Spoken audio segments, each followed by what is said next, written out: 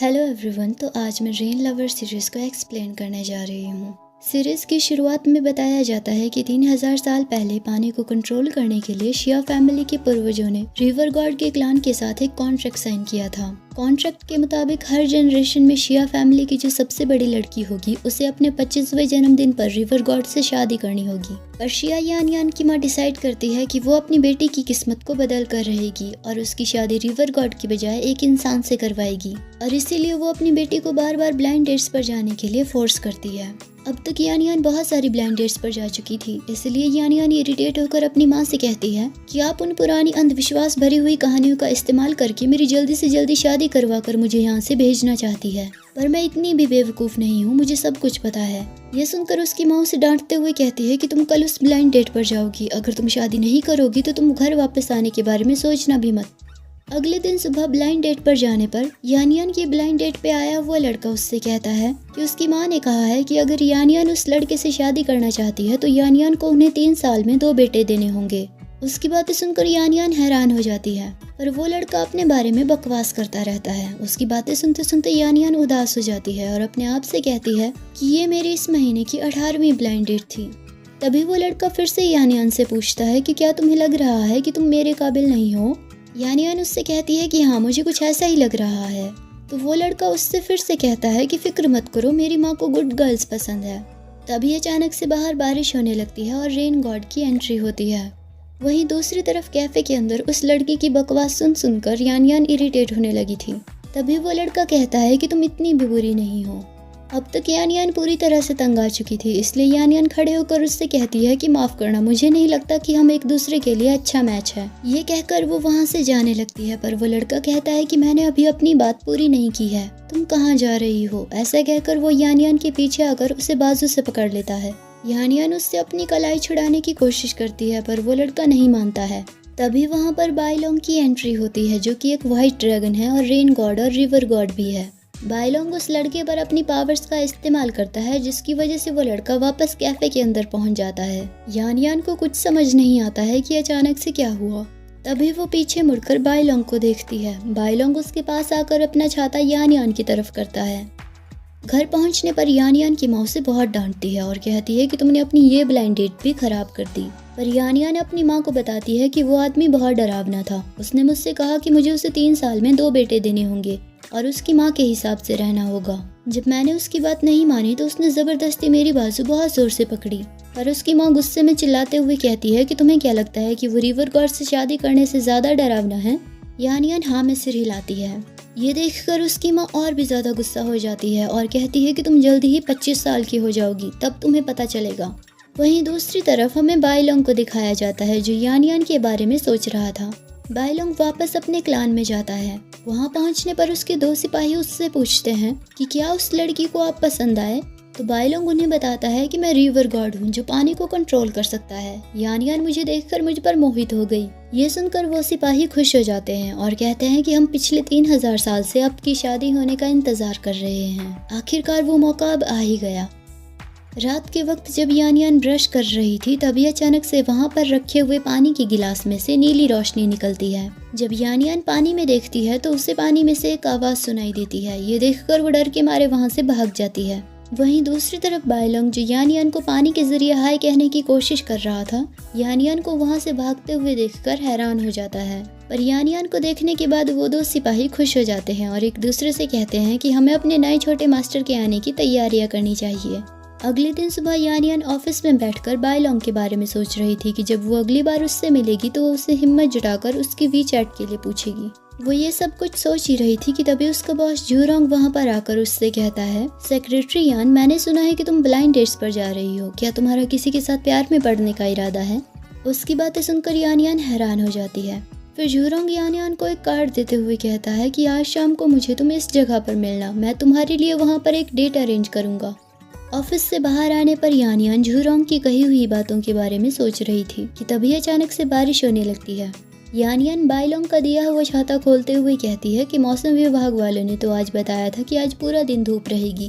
तभी बाइलोंग वहां पर आ जाता है। बाइलोंग यान से पूछता है कि क्या वो भी बारिश से बचने के लिए उस छाते के अंदर आ सकता है।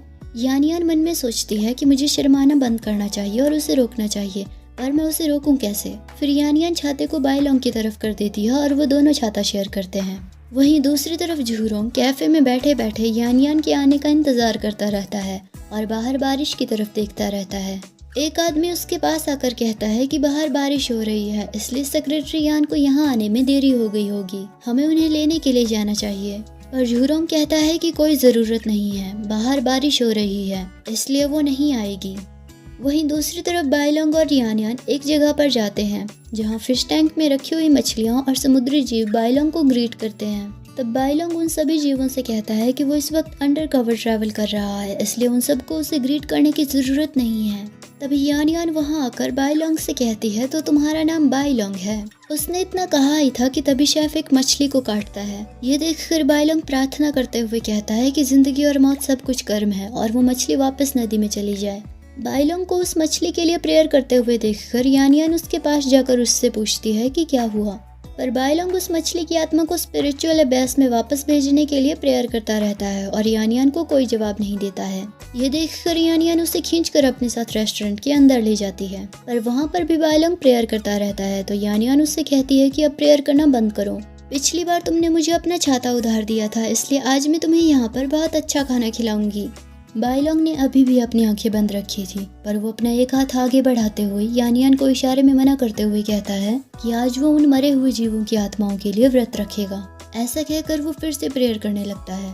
तभी वेटर उनका खाना लेकर वहाँ पर आता है। खाने की खुशबू सुनकर बायलोंग अपनी आंखें खोल देता है और यानियान से पूछता है कि इतनी अच्छी खुशबू किस चीज से आ रही है। तो यानियान उसे बताती है कि ये पोच्ड फिश की खुशबू है, ये इस रेस्टोरेंट की स्पेशलिटी है, क्या तुमने इसे कभी टेस्ट नहीं किया है। उस डिश को देखने के बाद बायलोंग को फिर से उस कटी हुई मछली की याद आ जाती है, इसलिए वो फिर से उस मछली के लिए प्रेयर करना शुरू कर देता है। पर तभी यानियान उस डिश का एक टुकड़ा बायलोंग के मुंह में डाल देती है। बायलोंग को उस डिश का टेस्ट काफी अच्छा लगता है। तभी यानियान उसे एक ड्रिंक पीने के लिए देते हुए कहती है कि इसके साथ उसे इस डिश का टेस्ट और भी ज्यादा अच्छा लगेगा। पर उस ड्रिंक को पीने के बाद बायलोंग को वो डिश बहुत ही ज्यादा स्पाइसी लगती है, इसलिए वो कैन को टेबल पर पटकते हुए यानियान की तरफ देखता है। बायलोंग का मुंह अभी भी ड्रिंक से भरा हुआ था, पर ना तो वो उसे निगल पा रहा था और ना ही मुंह से बाहर निकाल पा रहा था, इसलिए सिर्फ मुंह फुलाकर यानियान की तरफ देखे जा रहा था। उसे ऐसे देखकर यानियान को बहुत हंसी आती है और वो जोर जोर से हंसने लगती है। वहीं दूसरी तरफ रिवर क्लान में बायलोंग के दोनों सैनिक, जो कि उसके दोस्त भी हैं, टेंशन की वजह से इधर उधर घूम रहे थे, पर तभी दोनों घूमते हुए एक दूसरे से टकरा जाते हैं। फिर एक सैनिक दूसरे से कहता है कि इस तरह से चलना बंद करो, तुम्हारी वजह से मुझे सर दर्द हो रहा है। तभी बायलोंग भी वहाँ पर आ जाता है। उसे वहाँ देखकर वो दोनों उसके पास जाते हैं और लड़खड़ाते हुए बायलोंग को संभालते हुए उससे पूछते हैं कि सब कुछ कैसा रहा। पर बायलोंग को देखकर ऐसा लग रहा था कि वो नशे में है, इसलिए वो उन्हें कोई भी जवाब नहीं देता है और वहाँ से जाने लगता है। उसे जाते हुए देखकर एक सैनिक उसे पीछे से आवाज डालते हुए कहता है कि वो उससे पूछना चाहते हैं कि उसकी शादी का क्या हुआ, पर तब तक बायलोंग वहाँ से जा चुका था। अगले दिन यानियान अपनी एक क्लाइंट से मिलने के लिए जाती है, पर उससे मिलने पर उसे पता चलता है कि उसकी वो क्लाइंट वही लड़की है जो उनके यूनिवर्सिटी के दिनों में अपने बॉयफ्रेंड के साथ मिलकर यानियान को बुली किया करती थी। वो लड़की अभी भी यानियान के साथ बहुत ही रूड तरीके से बिहेव करते हुए कहती है कि तुम्हारा चेहरा काफी बदल चुका है। फिर हमें इस इंसिडेंट के 1 घंटे पहले के इंसिडेंट को दिखाया जाता है। यानियान प्रेसिडेंट जू को ड्राइव करके यहाँ लेकर आने के बाद प्रेसिडेंट जू को पिछली शिपिंग कंपनी की डिटेल्स बता रही थी, पर तभी झूरोंग उसे टोकते हुए पूछता है कि वो कल रात को डेट पर उससे मिलने क्यों नहीं आई। तो यानियान उससे माफी मांगती है, फिर बहाना बनाते हुए कहती है कि कल रात को उसे ऐन मौके पर कुछ प्रॉब्लम पड़ गई, इसीलिए वो डेट पर नहीं आ पाई। वहीं दूसरी तरफ बायलोंग यानियान को एक तोहफा देने के बारे में सोच रहा था, पर उसे ये नहीं पता था कि यानियान को क्या पसंद है। पर तभी उसके दोनों सैनिक वहाँ पर आकर उससे कहते हैं कि एक बहुत बुरी खबर है मैडम, यानी कि यानियान अकेले अभी अभी एक बैचलर के साथ कार में कहीं चली गई और उन्हें देखकर ऐसा लग रहा था कि वो दोनों एक दूसरे को बहुत अच्छे से जानते हैं। ये खबर सुनकर बायलोंग बहुत हैरान हो जाता है। वहीं दूसरी तरफ झूरोंग यानियान से कहता है कि अगर ऐसी बात है तो वो आज रात फिर से उसके लिए एक डेट अरेंज करेगा। दरअसल झूरोंग ऐसा इसलिए कहता है क्योंकि उसने यानियान से कहा था कि वो उसके लिए एक डेट अरेंज करेगा, पर उसने ऐसा नहीं कहा था कि वो खुद वहाँ पर उसका उस डेट पर इंतजार करेगा। इसलिए यानयान समझती है कि उसके बॉस ने यानयान की किसी अजनबी इंसान के साथ ब्लाइंड डेट अरेंज की थी। पर झूरोंग की डेट से रिलेटेड बातें सुनकर यानयान को अपनी और बाइलोंग की डेट की याद आती है। यानयान को बाइलोंग काफी क्यूट लगा था और वो बाइलोंग को पसंद भी करने लगी थी। इसलिए वो झूरोंग से कहती है कि उसे नहीं लगता कि अब उसे और ब्लाइंड डेट्स पर जाने की जरूरत है। ये सुनकर झूरोंग काफी हैरान हो जाता है और उससे पूछता है कि ऐसा क्यों। पर इससे पहले कि यानयान कोई जवाब दे पाती, एक एम्प्लॉय आवाज डालते हुए कहता है कि वो लोग यहाँ पर आ गए हैं। ये सुनते ही यानयान न्यू शिपिंग कंपनी के साथ साइन होने वाले कॉन्ट्रैक्ट की फाइल लेकर कार से बाहर निकल जाती है। इसलिए झूरोंग आगे कुछ भी नहीं पूछ पाता है। प्रेजेंट में हमें उस लड़की को यानयान के साथ फिर से दिखाया जाता है। वो लड़की यानयान से कहती है कि मैं तो तुम्हें लगभग पहचान ही नहीं पाई थी। यानयान उससे कहती है कि मैं नहीं बदली हूँ। उसने अपनी बात अभी पूरी भी नहीं की थी कि तभी वो लड़की यानयान का मजाक बनाते हुए उस पर हंसते हुए कहती है कि तुमने वर्किंग आवर्स में इतना ज्यादा मेकअप क्यों लगा कर रखा हुआ है। पर हाँ, कोई प्रेसिडेंट की असिस्टेंट से ही इस तरह की उम्मीद कर सकता है, हम जैसे सीरियस वर्कर्स से थोड़े ना। उसकी बातें सुनकर यानयान कहती है कि मैंने इतना ज्यादा मेकअप भी नहीं लगाया हुआ है। पर इतना सुनते ही वो पागल लड़की जेलसी की वजह से भड़क जाती है और कहती है कि तुम दिखावा क्यों कर रही हो, कौन तुम्हारी बातों पर भरोसा करेगा। ऐसा कहकर वो गुस्से में यानयान के चेहरे की तरफ अपना हाथ बढ़ाने लगती है, पर तभी अचानक से बारिश के पानी का झोंका उसके ऊपर पड़ता है। दरअसल बाइलोंग ने अपनी पावर्स का इस्तेमाल करके ऐसा किया था। पानी की वजह से उस लड़की के चेहरे का मेकअप उतर गया था और ये बात उस लड़की को भी रियलाइज हो गई थी। इसीलिए वो आगे बिना कुछ कहे वहाँ से भागकर चली जाती है। अब तक झूरोंग भी वहाँ पर आ चुका था। रिवर क्लान में बाइलोंग प्राउडली अपने आप से कहता है कि मेरी यानयान को कोई भी नहीं डरा सकता है। वहीं दूसरी तरफ यानयान को समझ नहीं आ रहा था कि आज बारिश भी नहीं हुई तो फिर सिर्फ उस लड़की के ऊपर ही बारिश कैसे पड़ी। झूरोंग भी वहाँ खड़े हुए ये सब कुछ देख रहा था। और आज के लिए ये कहानी इतनी ही। आगे की कहानी अगली वीडियो में, तब तक के लिए बाय बाय।